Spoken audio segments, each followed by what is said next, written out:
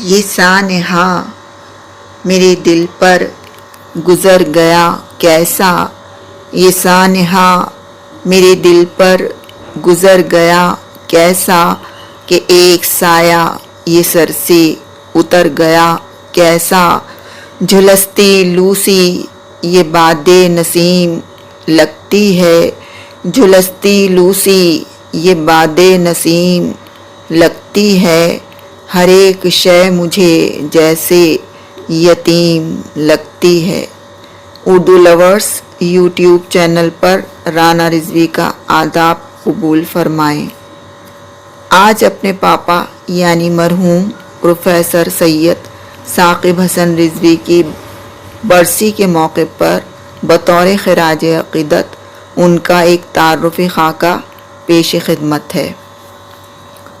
اکثر دیکھا گیا ہے کہ ادبی دنیا کی ان گنت شخصیات ایسی ہیں جنہوں نے عمر بھر ادب کی بے لوث خدمت انجام دی، مگر انہیں اس کا وہ صلہ نہیں ملا جس کے وہ مستحق تھے۔ انہی میں سے ایک نام پروفیسر سید ثاقب حسن رضوی کا ہے۔ یہ مختصر تعارف ان کی ایسی ہی خدمات پر روشنی ڈالتا ہے جو اب تک اہل ادب کی نظروں سے پوشیدہ تھیں۔ اس تعارف کا مقصد ان کی انہی خدمات کو اجاگر کرنا اور اردو دنیا سے روشناس کرانا ہے۔ ان کی پیدائش 15 فروری 1932 کو امروہہ یو پی کے ایک معزز گھرانے میں ہوئی۔ بچپن سے ہی نہایت ذہین اور ہونہار تھے۔ ابتدائی تعلیم اجمیر سے حاصل کی، BA فارسی مضمون کے ساتھ آگرہ یونیورسٹی سے پاس کیا۔ آگرہ یونیورسٹی سے ہی اردو میں MA کیا اور 1971 میں ادے پور یونیورسٹی سے PhD کی ڈگری حاصل کی۔ ملازمت کا آغاز راجستھان کے سرکاری اسکول اور کالج سے کیا۔ سن 1964 میں ادے پور یونیورسٹی میں اردو کے اسسٹنٹ پروفیسر کی حیثیت سے تقرر ہوا۔ سن 1974 میں ایسوسیٹ پروفیسر منتخب ہوئے۔ 1964 سے یونیورسٹی کے شعبہ اردو کے صدر کی ذمہ داری سنبھالی اور 1991 میں کالج کی ڈین کی حیثیت سے کام کیا۔ ان کی پہم کوششوں کے نتیجے میں سن 1972 میں راجستھان میں پہلی بار ادے پور یونیورسٹی میں MA کی نہج پر اردو میں تعلیم کا آغاز ہوا اور سن 1987 میں MPhil کا سلسلہ شروع ہوا۔ اردو میں PhD کے لیے کسی دوسری یونیورسٹی کے پروفیسر کی نگرانی میں پہلے رجسٹریشن کا فخر بھی ادے پور یونیورسٹی کو حاصل ہوا۔ راجستھان میں اردو کے پہلے ایسوسیٹ پروفیسر کی تقرری بھی اسی یونیورسٹی میں عمل میں آئی۔ راجستھان کی کسی بھی یونیورسٹی میں وہ اردو کے پہلے پروفیسر تھے۔ ایک پروفیسر اور صدر شعبے کی حیثیت سے انہوں نے اپنی ذمہ داری بخوبی نبھائی اور اردو زبان و ادب کے فروغ کے لیے ہمیشہ کوشاں رہے۔ اس ذمہ داری کے ساتھ ہی انہیں مسلسل 2 بار راجستھان اردو اکیڈمی کا چیئرمین منتخب کیا گیا۔ وہ واحد شخص تھے جنہیں یہ امتیاز حاصل ہوا۔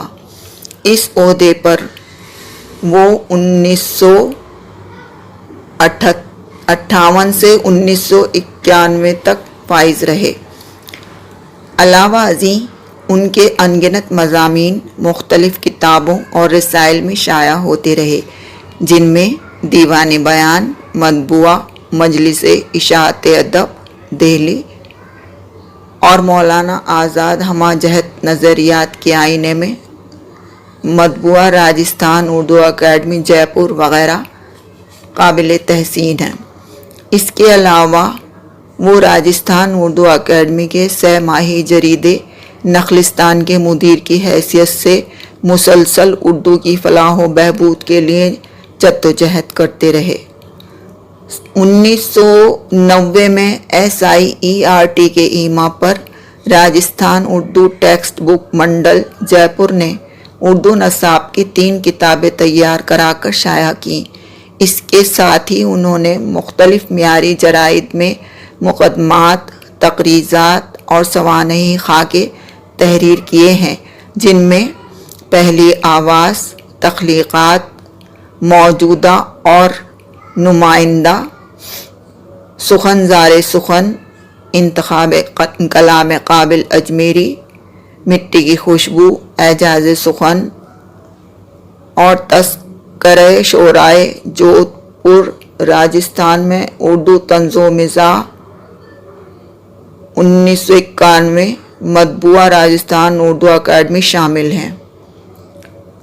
ان کے سوانحی کوائف عالمی شہرت یافتہ کتاب ہو از ہو میں بھی شائع ہو چکے ہیں۔ ان کی ادبی خدمات کے اعتراف میں انہیں مختلف اعزازات اور انعامات سے نوازا گیا، جس میں chairman award Rajasthan Urdu academy Jaipur 1993 میں انہیں اردو زبان کی خدمات کے لیے دیا، امتیاز میر ایوارڈ آل انڈیا میر اکیڈمی لکھنؤ 1993 میں دیا۔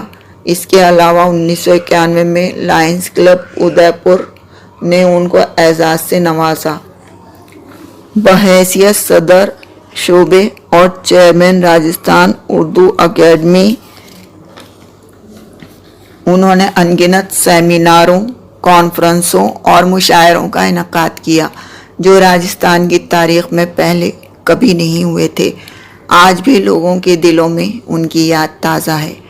اس کے علاوہ بھوپال برکت اللہ یونیورسٹی بھوپال، راجستھان یونیورسٹی جے پور، لٹریری سوسائٹی جے پور اور کل ہند اردو اساتذہ جامعات کی ایسوسی ایشن سے جڑے رہے۔ علی گڑھ مسلم یونیورسٹی کے DSA پروگرام میں یونیورسٹی گرانٹ کمیشن کے نامزد نمائندے کی حیثیت سے شامل رہے۔ راجستھان کی مختلف تعلیمی اداروں، کونسلوں اور یونیورسٹیوں کے ممبر رہے۔ ان تمام خوبیوں کے ساتھ ہی وہ ایک جاذب نظر شخصیت کے مالک تھے۔ نہایت نرم دل اور سادہ مزاج انسان تھے۔ ضرورت مندوں کی مدد کے لیے ہمیشہ تیار رہتے تھے۔ ان کی شخصیت میں ایک ایسا جادو تھا کہ ہر آدمی ان کا گرویدہ ہو جاتا تھا۔ ایسی سحرزدہ شخصیت کینسر جیسے موذی مرض سے لڑتے ہوئے 28 ستمبر 2012 کو ایمس ہاسپٹل کے ICU میں ابدی نیند سو گئی، لیکن وہ آج بھی ہمارے دلوں میں زندہ ہیں اور ہمیشہ رہیں گے۔ ان کے جانے سے اردو ادب میں ایسا خلا پیدا ہو گیا جسے پر کرنا ناممکن ہے، اور خاص طور سے میرے لیے ان کی یادیں ہی میرے جینے کا سہارا ہے، کیونکہ یادیں ہی ایک ایسا انمول خزانہ ہے جسے کوئی چرا نہیں سکتا۔ ہر ایک کونے میں یادوں کے دیپ جلتے ہیں، ہر ایک کونے میں یادوں کے دیپ جلتے ہیں، ہمارے گھر میں عجب روشنی سی رہتی ہے۔ شکریہ۔